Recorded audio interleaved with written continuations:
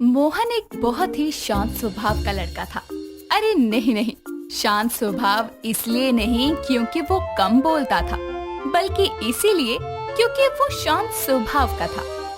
क्योंकि उसकी आवाज लड़कियों से भी ज्यादा अच्छी और मीठी थी। मोहन की इस मीठी आवाज के चलते मोहन की माँ सुप्रिया बहुत ही परेशान थी। एक दिन सुप्रिया मोहन से बात करते हुए बोलती है, बेटा, तेरी आवाज इतनी अच्छी है कि कोई सुन ले तो सुनता ही रहे, लेकिन अगर उसे ये पता चल जाए कि तू बोल रहा है तो वो सुना ही देता है।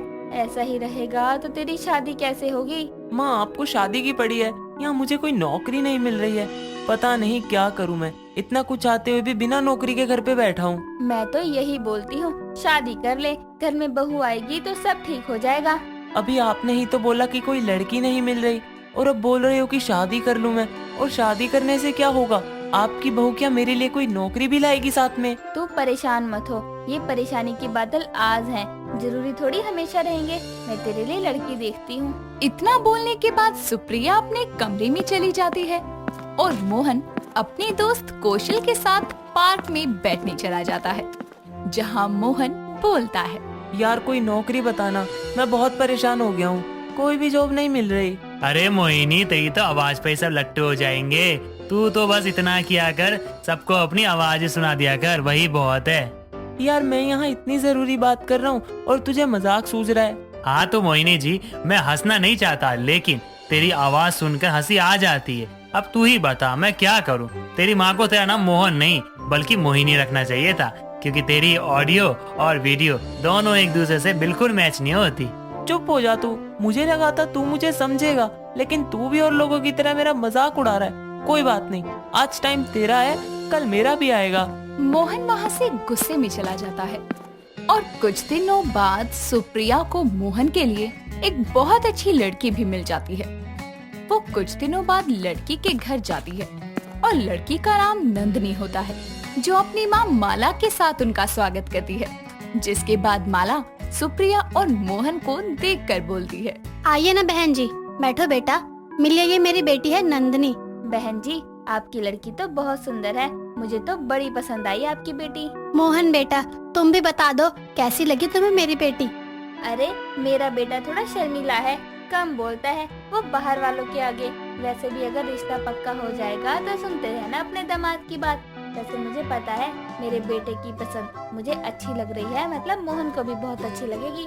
लेकिन कुछ तो बोलो ना, या फिर बोल ही नहीं सकता? अरे मेरा मतलब है, मैं बस पूछ रही हूँ कि हमारे सामने ही नहीं करता। कोई बात नहीं, कमरे में जाकर नंदिनी से बात कर लो। बहन जी, मैं आपकी परेशानी समझ रही हूँ, लेकिन आप निश्चिंत हो जाओ, ऐसी कोई बात नहीं है।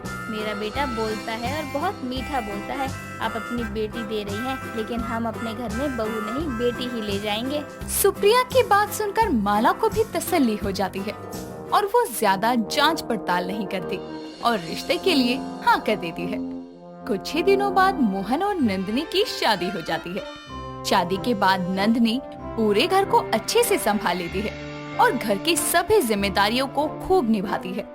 लेकिन उसकी शादी के बाद भी एक बार भी वो मोहन से बात नहीं करती। ऐसे ही एक दिन वो अपने कमरे में मोहन के साथ बैठी होती है और मोहन की बाहों में हाथ डालते हुए बोलती है, आप भी ना बिना किसी वजह के मुझसे दूर रहते हो। शादी के बाद हम दोनों करीब तो आ गए, लेकिन एक बार भी बात तक नहीं की। चलिए ना, आज कहीं बाहर चलते हैं। नंदिनी मोहन से बातें कर ही रही थी कि वहाँ पर सुप्रिया आती है और बोलने लगती है, बेटा, तुझे एक इंटरव्यू के लिए जाना था ना, तो तू यहाँ क्या कर रहा है? जा वरना लेट हो जाएगा। कौन सा इंटरव्यू माँ जी? ये मेरे आगे तो कुछ बोलते नहीं, वहाँ इंटरव्यू में क्या ही बोलेंगे। बहू, तुझे बताया तो था कि मोहन थोड़ा कम बोलता है और उसे लोगों की तरह चपड़ चपड़ करने की आदत नहीं है, लेकिन पूरे दिन बिना एक शब्द बोले कोई कैसे रह सकता है? अब तू भी तो पूरा दिन बोलती रहती है, उसने तो कभी कोई शिकायत नहीं की, तो तुझे क्या दिक्कत है? और यहाँ बीवियाँ हैं कि उन्हें चुप रहने वाला पति चाहिए, और तू है कि बोल रही है मेरा पति बोलता क्यों नहीं है? नंदिनी को अपनी बातों से सुप्रिया चुप करवा देती है और अपने कमरे में चली जाती है और उसके पीछे पीछे वहाँ मोहन भी आकर कहता है, माँ, ऐसा कब तक चलेगा? आज नहीं तो कल नंदिनी को सारी सच्चाई तो पता चल ही जाएगी ना। जब पता चलेगी तब की तब देखेंगे। तू अभी तो कोई काम दे, क्योंकि घर का खर्चा चलाना मुश्किल हो रहा है। मोहन जॉब को लेकर बहुत परेशान हो जाता है और सभी जगह जॉब के लिए अप्लाई कर देता है और कुछ ही दिनों बाद उसे एक जॉब के लिए बुलाया जाता है, जहां का HR विनोद मोहन से कहता है, देखो मुझे पता है अब तक तुमने बहुत जगह जॉब के लिए ट्राई किया है, लेकिन कहीं भी जॉब नहीं मिली तुम्हें। मैं तुम्हें जॉब दे सकता हूँ। लेकिन जॉब क्या है और मुझे करना क्या होगा? आप मुझे जानते कैसे हो? फालतू की बात छोड़ो, तुम बस ये सुनो। तुम्हारी आवाज का तो तुम्हें पता ही है, तो तुम्हें काम ये करना है कि अपनी मीठी आवाज से लोगों से पैसे निकलवाने हैं। नहीं, ये गलत है, मैं ये काम नहीं करूँगा। ठीक है, जैसा तुम्हें ठीक लगे, लेकिन जब कोई जॉब ना मिले तो यहाँ आ जाना। मोहन वहाँ से गुस्से में चला जाता है और वहीं दूसरी जगह नौकरी के लिए देखने लगता है। लेकिन जब उसे कोई और नौकरी नहीं मिलती तो वो परेशान होकर कहता है, कहीं भी नौकरी नहीं मिल रही है। ऐसे ही चलता रहा तो थोड़े ही दिन में घर का भी सारा राशन खत्म हो जाएगा। तब क्या करूँगा मैं? एक काम करता हूँ, वही जॉब के लिए चला जाता हूँ, कम से कम थोड़े पैसे तो आएंगे घर में। मोहन परेशान होते हुए विनोद के पास चला जाता है और वहाँ पर मोहिनी नाम से काम करने लगता है। कई दिनों तक सब ठीक चल रहा होता है, मोहन को भी पैसे मिलने लगते हैं, लेकिन काम ज्यादा होने की वजह से मोहन कॉल्स घर पर भी अटेंड करने लगता है। ऐसे ही एक दिन वो अपना काम करते हुए एक कस्टमर को कॉल पर कहता है, हेलो, मैं मोहिनी बोल रही हूँ सर। आप तो अकाउंट में पैसे डालने वाले थे ना? क्या हुआ, लेट हो रहे हो शायद? आपको अपनी मोहिनी से मिलना नहीं है क्या? मोहन फोन पर बातें कर ही रहा था कि तभी कमरे में नंदनी आती है और वो सब सुन लेती है। सब सुनने के बाद वो सुप्रिया को बुलाकर कहती है, आप लोगों ने अब तक मुझे धोखे में रखा। मेरे पति मोहन के अंदाज में मोहिनी है। नहीं, तुम गलत समझ रही हो, ऐसा कुछ नहीं है। अब भी कुछ समझना बचा है क्या? सब तो सामने ही आ गया। आप दोनों अब तक मुझसे झूठ बोलते रहे। नहीं बहू, ऐसा कुछ नहीं है। मोहन की आवाज बहुत मीठी है, बस तू इसके साथ ही रह रही है इतने समय से। तुझे तो पता चल ही गया होगा ना कि मोहन कैसा है। मुझे कहीं भी जॉब नहीं मिल रही थी, इसीलिए मुझे ये नौकरी करनी पड़ी। मेरा विश्वास करो, मैं गलत नहीं हूँ। मैं तुमसे बहुत प्यार करता हूँ। बहुत बार बताना भी चाहा, लेकिन बता नहीं पाया। तुम तो समझो मेरी हालत को। मुझे दुख आपकी मीठी आवाज से नहीं, बल्कि आपके झूठ से हुआ है। लेकिन कोई बात नहीं, अब तो मैं सब कुछ जानती हूँ। आप परेशान मत हो और ये बेकार की जॉब छोड़ दो। मेरी जान पहचान है रेडियो स्टेशन में, आप वहाँ काम कर लेना। नंदिनी को जब सारी बात पता चलती है तो उसको बहुत बुरा लगता है, लेकिन वो मोहन की परिस्थिति को समझती है और उसे माफ भी कर देती है। साथ ही अपनी पहचान वाले से बात करके उसकी रेडियो जॉकी में जॉब लगवाती है। लोगों को मोहन की आवाज बहुत पसंद आती है और कुछ ही समय में जो लोग मोहन को दुत्कारते थे वो उसकी तारीफ करने लगते हैं। मोहन की मीठी आवाज ही उसकी पहचान बनकर सामने आती है और मोहन अपनी आवाज के साथ बिना शर्म के खुशी से रहता है। मेरा दिल्ली शहर के द्वारका में रहती थी। वो बेहद ही खूबसूरत थी, लेकिन उसके चेहरे में बस एक कमी थी कि उसके होठ जरूरत से ज्यादा ही पतले थे। पढ़ाई पूरी होने के बाद उसे एक अच्छी जॉब मिल जाती है। पहले दिन वो जल्दी से रेडी होकर खुद से बोलती है, पर्स, फोन सब कुछ ले लिया। कुछ भूल तो नहीं रही मैं? अरे हाँ, एक बार फिर से देख लेती हूँ कि कैसी लग रही हूँ मैं। अधीरा शीशे के आगे खड़ी होकर खुद को देखने लगती है। तभी उसकी नजर ना चाहते हुए भी उसके पतले होठों पर जाती है और वो उदास होकर बोलती है, क्यों ऊपर वाले, मेरे ऊपर इतना जुल्म क्यों किया तूने? मेरे होठों को इतना ज्यादा पतला क्यों बनाया? अरे जब कभी मैं बाकी लड़कियों के होठों को देखती हूँ ना, तो मुझे ऐसा लगता है कि मेरे इतने सुंदर चेहरे पर ये सुई जैसे पतले होठ जरा भी नहीं जचते। अधीरा को ऐसा बोलता देख कमरे में उसकी माँ कामिनी आकर बोलती है, अधीरा तो फिर शुरू हो गई। तो माँ क्या करूँ, मुझे कोई शौक थोड़ी ना है ऐसे बड़बड़ाने का। अरे कितना खुशी खुशी मैं ऑफिस जाने के लिए रेडी हुई थी, लेकिन क्या करूँ, इन आँखों का तो कसूर है ना, ये बार बार इन पतले होठों पर ही पड़ती है। अधीरा बेटा, तेरे होठ पतले हैं, तुझे तो खुश होना चाहिए, क्योंकि हमारे वक्त में तो पतले होठ वाली लड़कियां अपने आप पर इतरा कर चलती थी, समझी? सबको नहीं मिलते ये पतले खूबसूरत होठ। माँ, आप ही अपनी चिकनी चुपड़ी बातें ना अपने पास ही रखो। अब मैं बड़ी हो गई हूँ, मुझ में समझ आ गई है, तो मुझ पर आपकी ये बातें असर नहीं करेंगी। मुझे अपने पतले होठ बिल्कुल भी पसंद नहीं है। मुझे बोल्ड लिप्स चाहिए। अरे तू मुझ पर क्यों बौखला रही है? अब तेरे होठ पतले हैं तो इसमें मेरी क्या गलती? हाँ, सरासर आपकी ही गलती है, आपकी ही गलती है माँ। अगर आपने बचपन में मेरे होठों की मालिश की होती ना, तो मेरे होठ भी आज बाकी लड़कियों की तरह थोड़े मोटे और बोल्ड दिखते, लेकिन नहीं, वो तो पतले से हैं। अरे तू सुबह सुबह सठिया गई है क्या? होठों की मालिश कौन करता है? माँ, आपने बचपन में मेरी मालिश की तो मैं बढ़ी ना, बताओ बढ़ी ना मैं?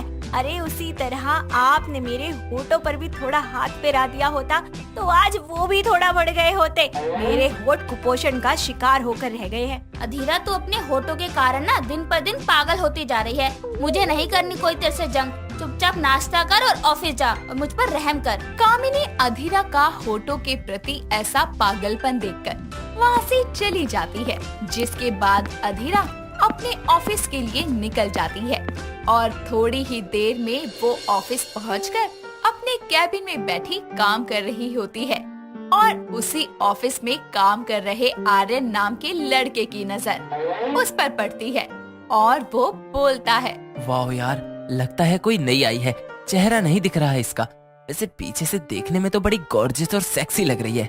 1 2 3 पलट। आर्यन ये कह ही रहा होता है कि तभी ऑफिस में काम करने वाली उसकी फ्रेंड नताशा आकर उसके सर पर पीछे से मारते हुए बोलती है, अबे ढक्कन, ये क्या कर रहा है? यहाँ फिल्म की शूटिंग नहीं चल रही कि तेरे 1 2 3 गाने से वो फटाफट पलट जाएगी और तू कोई वरुण धवन नहीं, समझा क्या? चल अब काम पर फोकस कर। अबे कभी तो अपनी इस काली जुबान से अच्छा बोल लिया कर। जब मुंह खोलती है उल्टा ही बोलती है। अच्छा सुन, तो नाम तो बता दे इसका। क्यों बताऊं? मेरी तो काली जुबान है। अरे अरे, बुरा मत मान, मजाक कर रहा था मैं। बता ना प्लीज। तू नहीं चाहती कि तेरा दोस्त भी सिंगल से मिंगल हो जाए? अधीरा नाम है उसका। ठीक है, तू जा। अधीरा, वाह यार, नाम तो बड़ा अट्रैक्टिव है। आर्यन अपने काम के दौरान बार बार उसकी तरफ देखता है और ऐसे ही कुछ वक्त बीतता जाता है और फिर आर्यन बोलता है, अबे यार, कब पलटेगी? घंटों से वेट कर रहा हूँ। ऐसा भी क्या काम में लापता हो गई कि एक बार अपना सर नहीं घुमा रही? पता नहीं इसके रूप का दर्शन कब होगा।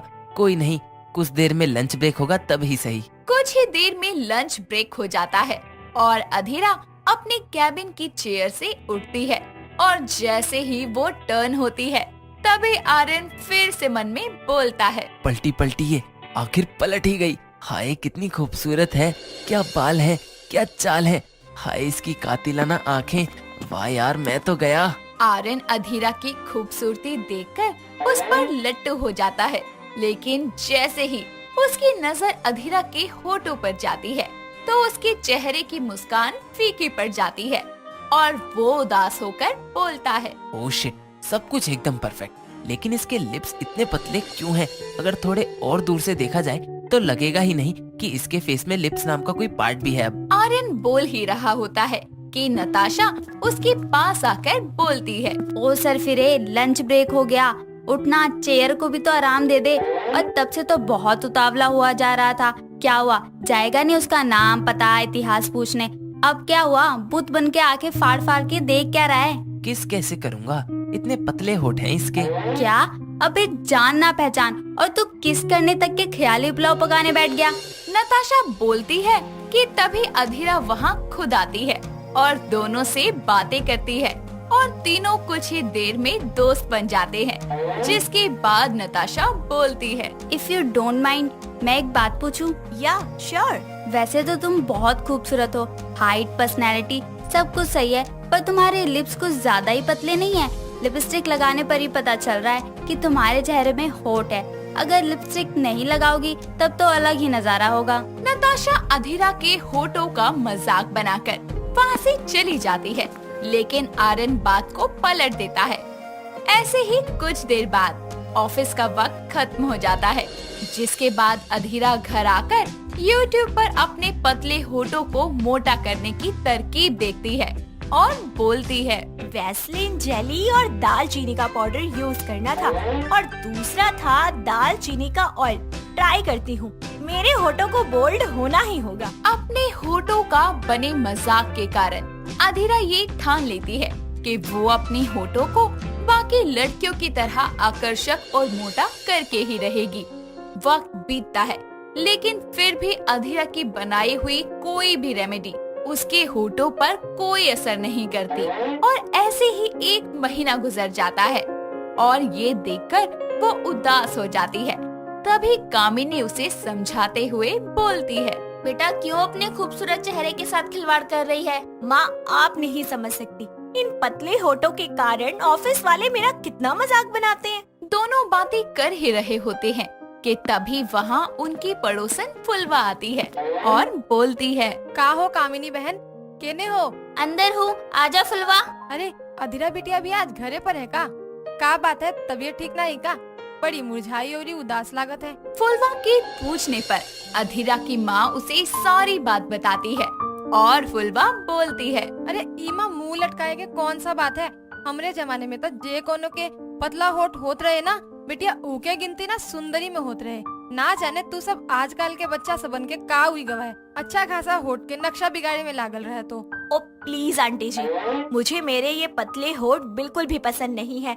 अगर आपके पास मेरी इस परेशानी का कोई समाधान है तो वो बताइए, बाकी जमाने की तरह भाषण न दीजिए। ये लो ठीक बा, अगर तो के आपन इस शोभनीय होठ नहीं पसंद तो तू भी थुथुन के डॉक्टर के पास जाके आज के विदेशियन छोकरियों की तरह भैंसा जैसा नोट करा ले, ठीक है? अरे क्या है फुलवा आंटी, सुबह सुबह भांग खा कर आई है क्या गाय भैंस बोले जा रही है? अरे साफ साफ बोलिए ना। अरे उ का बोला थे अंग्रेजिया में? अरे उहे जो आजकल के सब फिल्म स्टार करावत है, हाँ होठ के सर्जरी करा ले। अरे वाह फुलवा आंटी, ये बात मेरे दिमाग में क्यों नहीं आई? आपने तो मुझे मेरे इन पतले होठों का सोल्यूशन दे दिया। अधीरा अपने पतले होठों को मोटा बनाने के लिए लिप्स की सर्जरी करवाने हॉस्पिटल जाकर एक सर्जन से कंसल्ट करती है, जिसके बाद वो फॉर्म फिल करके सर्जरी रूम में एडमिट हो जाती है और कुछ ही देर में सर्जन उसे एनेस्थीसिया का इंजेक्शन देकर सुन कर देते हैं, जिसके कुछ ही देर बाद अधीरा के लिप्स की सर्जरी कंप्लीट हो जाती है और तकरीबन 3 दिन तक उसे सूजन रहती है, लेकिन फिर सब नॉर्मल हो जाता है और 1 हफ्ते बाद जब स्टिचेस खुलते हैं तो अधीरा अपने लिप्स को बाकी लड़कियों की तरह ही मोटा और बोल्ड पाती है और एक बार फिर वो अपने होठों को शीशे के आगे खड़ी होकर देखती है और बोलती है, फाइनली मेरे पतले लिप्स अब बोल्ड लगने लगे हैं बाकी लड़कियों की तरह। दोस्तों अगर आपको ये कहानी पसंद आई तो इसे लाइक करें, शेयर करें और कमेंट करके बताएं कि कहानी में आपको सबसे अच्छा क्या लगा।